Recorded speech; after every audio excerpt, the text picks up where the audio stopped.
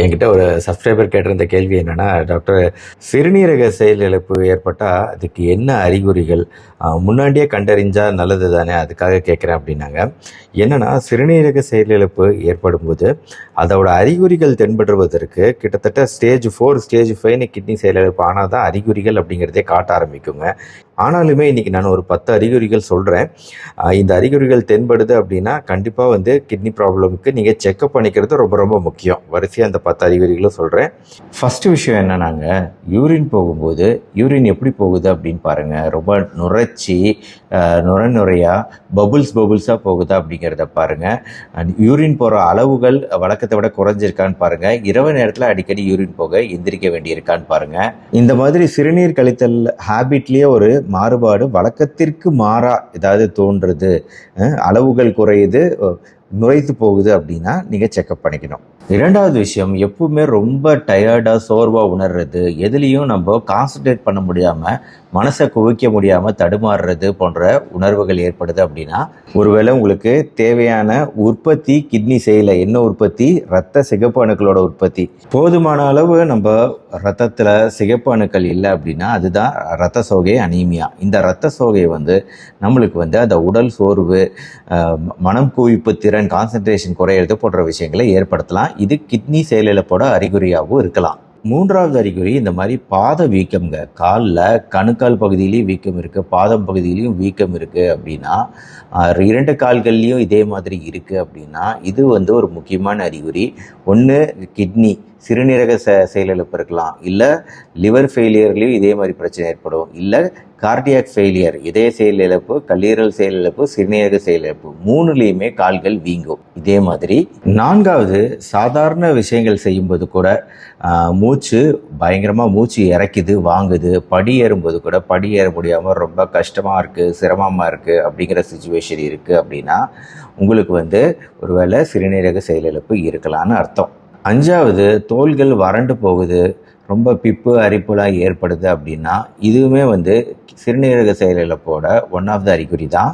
6வது, உணவு சாப்பிட்றதுக்கு பசியே எடுக்காத மாதிரி இருக்குது, ரொம்ப பசி எடுக்காமல் இருக்குது அப்படின்னா, இல்லை உணவோட சுவை ஒரு மெட்டாலிக் டேஸ்ட்டில் இருக்குது அப்படின்னா, நம்ம எந்த உணவு சாப்பிட்டாலும் டீ காஃபி குடித்தா கூட ஒரு மாதிரி ஒரு மெட்டாலிக் டேஸ்ட்டுன்னு சொல்லுவாங்க. அந்த வாயில் ஒரு உலோகத்தன்மையுள்ள ஒரு டேஸ்ட் இருந்துக்கிட்டே இருக்குங்க. இதுவும் ஒரு முக்கியமான அறிகுறி, பசியின்மை மற்றும் சுவை மாறுபாடுகள்.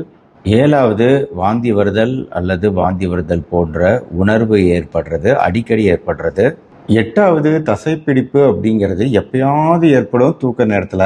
ஆனால் சிறுநீரக கோளாறு இருக்கிறவங்களுக்கு அடிக்கடி நடக்கும்போது கூட டக்குன்னு இந்த மாதிரி தசைகள் இயக்கி பிடிச்சிக்கிறது, தசைப்பிடிப்பு ஏற்படுறது அப்படிங்கிறது ரொம்ப சகஜமாக இருக்கும். 9வது, சில விஷயங்கள் நம்ம ஃபோக்கஸ் பண்ணுறதுக்கே திணறுவோம். படிக்கும்போதோ இல்லை தலை சுத்தல், மயக்கம் வருதல் போன்ற உணர்வு, புரியாமல் இருக்கிறது. நம்ம ஒரு மனிதரை பார்க்கும்போதே ஒரு கன்ஃபியூஷன், குழப்ப மனநிலையிலேயே இருக்கிறாங்க அப்படின்னு வைங்களேன், இதுவுமே ஒரு அறிகுறி தான். கடைசியாக, பிளட் ப்ரெஷர் அதிகமாக இருக்குது, ரத்த அழுத்தம் அதிகமாக இருக்குது அப்படின்னாலும் கண்டிப்பாக நீங்கள் சிறுநீரக டெஸ்ட் பண்ணி பார்த்துக்கணும். முக்கியமான விஷயம் நம்ம என்ன பார்க்குறோம் அப்படின்னா கிட்னி ஃபில்ட்ரேஷன் ரேட்டு தாங்க. குளோமருலர் ஃபில்ட்ரேஷன் ரேட்டு தான் மெயினாக பார்ப்போம். இது 120 இருக்கணுங்க. ஆக்சுவலாக 60 120 நார்மல். ஆனால் 15 to 60 இருக்கும்போது kidney disease stage 1, stage 2, stage 3 இருக்கும். ஆனால் 15க்கு கீழே ஃபில்ட்ரேஷன் இருக்குது அப்படின்னா நம்மளுக்கு கிட்னி ஃபெயிலியர் ரொம்ப கடைசி கட்டங்களில் இருக்குதுன்னு அர்த்தம். அதான் சிவப்பு நிறத்தில் இருக்குது. கிட்னி ஃபங்க்ஷன் டெஸ்ட்டு பொறுத்த வரைக்கும் நீங்கள் அதை பற்றி வரி பண்ண வேண்டியதில்லை. லேபுக்கு போய் சொன்னீங்கனாலே எல்லா விதமான டெஸ்ட்டுகளும் இருக்குது, அதை எடுத்துருவாங்க. அதை வச்சு நம்மளும் பார்த்துக்கலாம். முக்கியமாக சிறுநீரில் புரதம் போகுதா வெளியேறுதா அப்படிங்கிறதையும் நம்ம பார்க்கணும். ஃபில்ட்ரேஷன் மட்டும் பார்த்தா பத்தாது, கூடவே அப்படி ஃபில்டர் ஆகி போகக்கூடிய சிறுநீரில் புரதங்கள் இருக்கா அப்படிங்கிறதையும் நம்ம செக் பண்ணி பார்த்துக்கிறது முக்கியம். இதையெல்லாம் வச்சு கம்பைன் பண்ணி தான் நம்ம கண்டுபிடிப்போம். கிட்னி ஃபெயிலியர் இருக்குது அப்படின்னா ஆரம்ப கட்டத்துக்கு நல்ல ட்ரீட்மெண்ட் முறைகள் இருக்குது. சரி, நம்ம இப்போது வீடியோவோட முக்கியமான பகுதிக்கு வருவோங்க. அதாவது ஏற்கனவே நான் சிறுநீரக கோளாறு இருக்கிறவங்க என்ன சாப்பிடலாம் அப்படிங்கிறது குறித்து வீடியோ போட்டிருக்கேன். ஆனால் இந்த வீடியோவில் இன்னும் தெளிவாக விளக்கமாக சொல்கிறேன். போன வாட்டி எதெல்லாம் அவாய்ட் பண்ணணும் அப்படின்னு சொன்னதுனால நிறைய பேர் நாங்கள் சாப்பிட்றதா வேண்டாமா டாக்டர் அப்படின்னு கேட்டுட்டீங்க.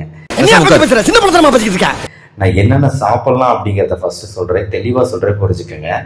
ஃபர்ஸ்ட் விஷயம், அரிசி சார்ந்த விஷயங்கள் வந்து கிட்னி ஃபெயிலியர் இருக்கிறவங்க சாப்பிடக்கூடிய விஷயம்தாங்க.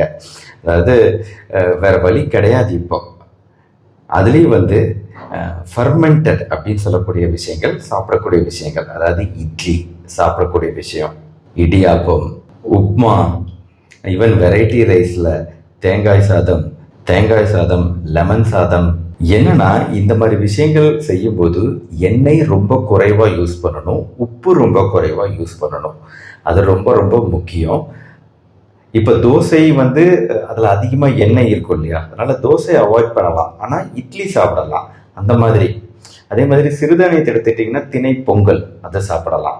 இப்போ லெமன் சாதம் சொன்னேன். லெமன் சாதத்தில் இந்த இந்த நிலக்கடலையெல்லாம் ஃப்ளேவருக்கு ஆட் பண்ணுவாங்க தெரியுங்களா, அதை யூஸ் பண்ணாதீங்க. நிலக்கடலை யூஸ் பண்ணக்கூடாது. இப்போ தயிர் அதாவது பால் சார்ந்த பொருட்கள் எதுவும் சாப்பிடக்கூடாது. ஆனால் தயிர் சாதம் சாப்பிட்றீங்க அப்படின்னா அது ஒரு மோர் மாதிரி நல்ல நீர் விட்டு நல்ல மோர் மாதிரி ஆக்கி நல்லா டைல்யூட் பண்ணி அதுக்கப்புறமா சாப்பிடுங்க. உப்பு போடாதீங்க. இப்போ இட்லிக்கு இதுக்கெல்லாம் தொட்டுக்க சாம்பார். இந்த சாம்பார் பொறுத்த வரைக்கும் நீங்கள் பாசிப்பருப்பு யூஸ் பண்ணுங்க, மூங்கு தால் யூஸ் பண்ணுங்க, மற்ற எந்த பருப்பு வகைகளும் யூஸ் பண்ணாதீங்க. ஏன்னா பாசிப்பருப்புல பொட்டாசியம் குறைவு. மற்ற பருப்புகள் கடலைப்பருப்பு இது எல்லாத்துலேயுமே வந்து பொட்டாசியம் அதிகம் பாசிப்பருப்பு தவிர. அதனால பாசிப்பருப்பு யூஸ் பண்ணி சாம்பார் வைங்க. அதுலேயும் வந்து உப்பு குறைவாக போடுங்க.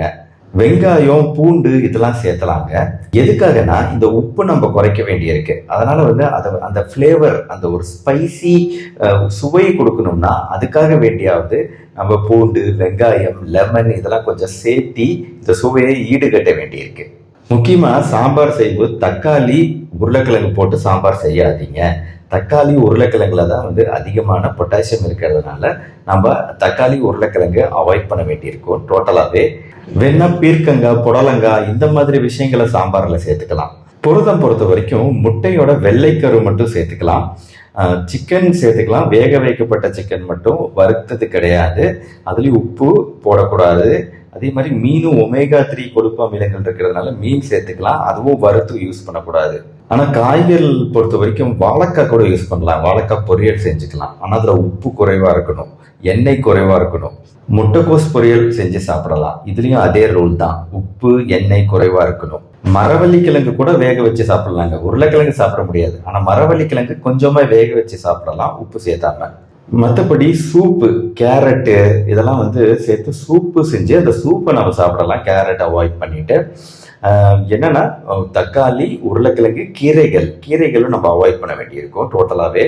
முள்ளங்கி சாப்பிடலாம், வெள்ளரிக்காய் சாப்பிடலாம், கருணக்கிழங்கு, சேனக்கிழங்கு இதெல்லாம் கொஞ்சமாக சாப்பிடலாம். காலிஃப்ளவர், லெட்யூஸ் கீரை இதெல்லாம் சாப்பிடலாம். இதெல்லாம் பொட்டாசியம் குறைவு. பழங்களில் வந்து ஆப்பிள், பைனாப்பிள் சாப்பிடலாம்.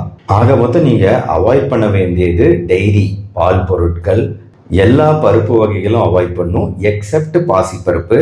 எல்லா நட்ஸ் வகைகளும் அவாய்ட் பண்ணும். நிலக்கடலையில் ஆரம்பித்து பாதாம் பருப்பு, பிஸ்தா பருப்பு எல்லா நட்ஸ் வகைகளும் அவாய்ட் பண்ணணும். தக்காளி, உருளைக்கிழங்கு, கீரை அவாய்ட் பண்ணணும். எண்ணெய் குறைவாக இருக்கணும், உப்பு குறைவாக இருக்கணும். இப்போ உங்களுக்கு ஒரு நம்பிக்கை வருதுங்களா, நம்மளால கண்டினியூ பண்ண முடியும், நல்ல உணவு சாப்பிட முடியும், கிட்னி ஃபெயிலியர் இருந்தாலும் அப்படிங்கிற ஒரு நம்பிக்கை உங்களுக்கு வந்திருக்குன்னு நினைக்கிறேன். ஏன்னா நாங்கள் இன்னைக்கு எஃபெக்டிவான மருந்துகள் வந்துடுச்சுங்க. ஆரம்ப கட்டத்தில் கண்டறிஞ்சோம் அப்படின்னா இதை வந்து நம்ம முழுமையாக, அதாவது ஃபில்ட்ரேஷன் குறைஞ்சா கூட, கிரியேட்டினின் அளவுகள் அதிகமானா கூட அதை குறைக்கக்கூடிய வகையில் நல்ல நல்ல மருந்துகள் இப்போ வந்துருச்சு. அதனால் வந்து முதல்ல சீக்கிரமாக அதை கண்டறியறது ரொம்ப முக்கியம். கண்டறிஞ்சு அதற்குரிய உணவு மாறுபாடுகள், பழக்க வழக்கங்கள், டயட்டு, டேப்லெட்ஸ் இதை கரெக்டாக ஃபாலோ பண்ண ஆரம்பிச்சிட்டோம்னா கண்டிப்பாக நம்ம ஹெல்த்தியான லைஃப் ஸ்டைல், கிட்னி செயலிழப்பு ஏற்படாமல் ரொம்ப நாள் ஹெல்த்தியான ஒரு ஆரோக்கியமான வாழ்க்கை முறை வாழுவதற்கு வாய்ப்பு இருக்குது. ஆக இந்த 10 அறிகுறிகள் மற்றும் இந்த டெஸ்ட்டுகள் குறித்த புரிதல் எல்லாருக்கும் தேவை. அதனால் இந்த வீடியோவை உங்கள் ஃப்ரெண்ட்ஸ் ரிலேட்டிவ்ஸ்க்கு ஷேர் பண்ணுங்கள். இந்த வீடியோ பிடிச்சிருச்சா லைக் பண்ணுங்கள். நம்ம சேனல் கார்த்திகை தொடர்ந்து ஃபாலோ பண்ணுங்கள். மறுபடியும் நாளைக்கு பார்ப்போம். நன்றி, வணக்கம்.